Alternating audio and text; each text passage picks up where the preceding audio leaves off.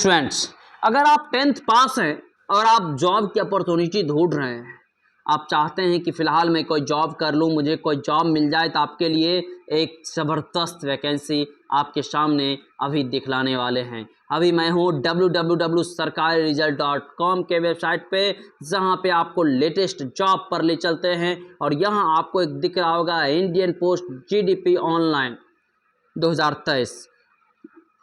जैसे यहाँ क्लिक कीजिएगा तो आपको वैकेंसी संबंधी तमाम जानकारियाँ यहाँ मिल जाएगी। क्या तो यह फॉर्म जो है, वैसे स्टूडेंट जो 10वां पास हैं इस फॉर्म को भर सकते हैं। 12,828 सीट यानी 12,828 वैकेंसी इस आपको जो है पोस्ट ऑफिस वाली वैकेंसी में आया है। और 18 साल से लेकर के 40 साल तक के व्यक्ति जो हैं, 40 साल तक के स्टूडेंट जो हैं, इसके लिए अप्लाई कर सकते हैं।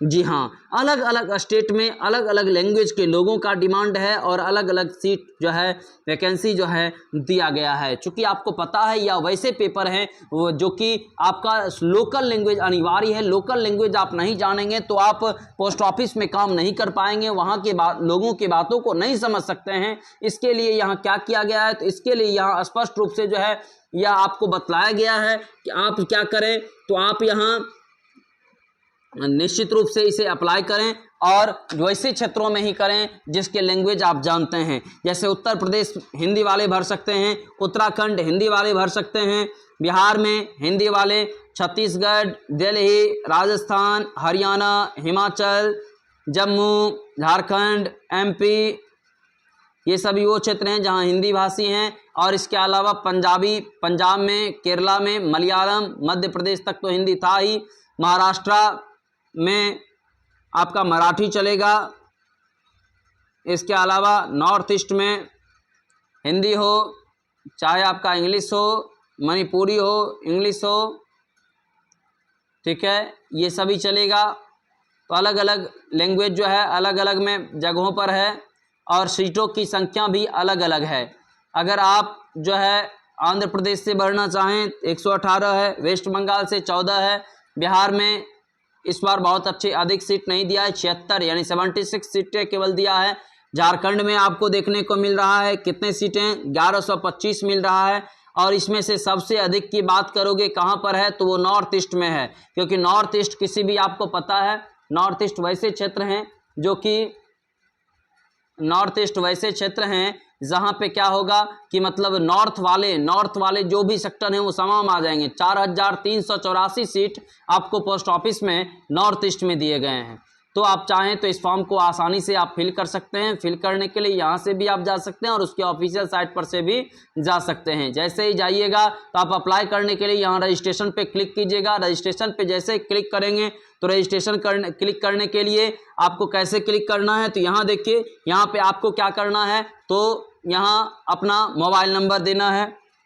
पहले दे रहा है मोबाइल नंबर जो आपका 10 अंकों का है, उसको डालना है। मान लीजिए मैं अपना एक मोबाइल नंबर जो है यहाँ पे डाल दिया हूँ, ठीक है। अब डालने के बाद चलते हैं आगे।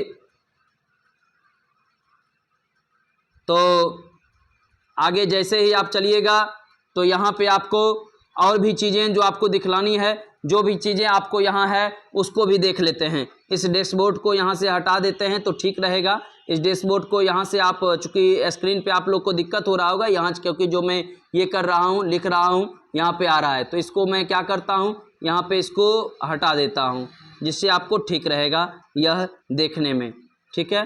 तो लीजिए, इसको मैं हटा दिया हूँ।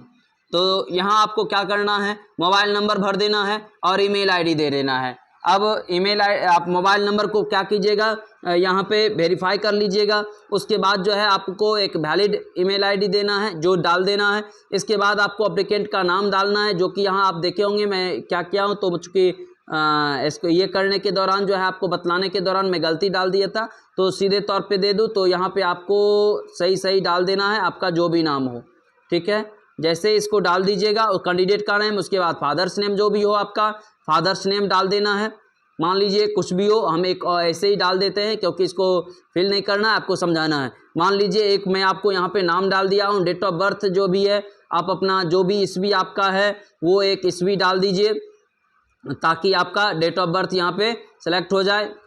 लीजिए यहाँ पे कुछ भी डाल दिए हैं, आपको सिर्फ फिल करके दिखला रहे हैं। डेट ऑफ बर्थ डाल देना है, फिर जेंडर डाल देना है, आपकी से मेल से हैं फीमेल से हैं जो भी हैं आपको डाल देना है। इसके अलावा आपको क्या करना है, इसके बाद जो नीचे आपका दिया हुआ है कि मेल फीमेल डालने के बाद कि आपका वो थर्ड जेंडर रहने पर नीचे सेलेक्ट करना है, उसके बारे में कॉलम है। लेकिन वैसे बच्चों के लिए जो मतलब थर्ड जेंडर हैं, कम्युनिटी में चलें तो कम्युनिटी आपका जो भी है, आप जिस भी कैटेगरी से बिलोंग करते हैं, मान लीजिए आप जनरल से हैं या EWS से हैं, जिससे भी हैं आप वो फिल कर दें। इसके अलावा जो है आपका 10वां वाले क्या कह रहा है, मतलब circle in the way secondary school pass, यानी आप जो सेकेंडरी स्कूल यानी कि 10वां जो आप पास किए हैं वो कहाँ से किए हैं। तो मान लीजिए ये बिहार से अगर हम किए हैं तो बिहार डाल देना है, झारखंड से किए हैं, मान लीजिए अगर झारखंड डालना है तो यहाँ पे हम झारखंड दे दिए, झारखंड से पास किए हैं। अब कह रहा है ईयर ऑफ पासिंग, यानी हम जो पास किए हैं वह किस ईस्वी में मान लीजिए पास किए हैं, पास करने का जो है ईस्वी देना है। तो ये ईस्वी मान लीजिए हम दे देते हैं, मान लीजिए हम 2018 दे दिए। इसके बाद जो है यहाँ पे क्या करना है, कैप्चा कोड को डालना है, इसलिए स्क्रीन पे देख रहे होंगे कि कैप्चा कोड आ गया। तो यहाँ पे आपको क्या करना है, कैप्चा कोड जो भी हो उस कैप्चा कोड को आपको डाल देना है, ठीक है। अब कैप्चा कोड यहाँ पर मान लीजिए डाल दिए, इसको डालने के बाद जो है या चूँकि और उसके बाद आपको क्या करना है, सबमिट करना है। यहाँ पर कैप्चा कोड जो है ये कर देने के कारण गलत आ गया था, तो कैप्चा कोड यहाँ ले लेते हैं L, उसके बाद है 3, उसके बाद है J, उसके बाद है आपका H। तो जो भी है यहाँ आपका जो भी रहेगा, चूँकि कैप्चा कोड तो अलग अलग रहता है, तो जो भी रहेगा उसको आपको क्या करना है, सबमिट कर देना है।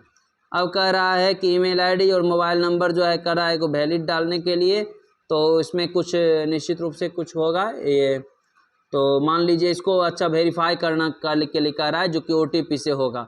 देखेंगे तो मोबाइल नंबर पे एक OTP आएगा, उसको ये कर देना है, ठीक है, उसको OTP को सबमिट कर देना है। देखिए यहाँ पर एक OTP आया होगा, हम देख लेते हैं क्या OTP आया है। यहाँ एक OTP मेल पर भी आया है, दोनों को OTP को करके फिर सबमिट कर दीजिएगा। सबमिट करने के बाद आपका फुल डिटेल मांगेगा, फुल डिटेल के बाद आपका जो है फुल पेमेंट करना होगा। 100 रुपया आपका पेमेंट लगता है। पेमेंट जो है जैसे ही आप कीजिएगा आपका फॉर्म फिल मतलब कंप्लीट हो जाएगा, ठीक है।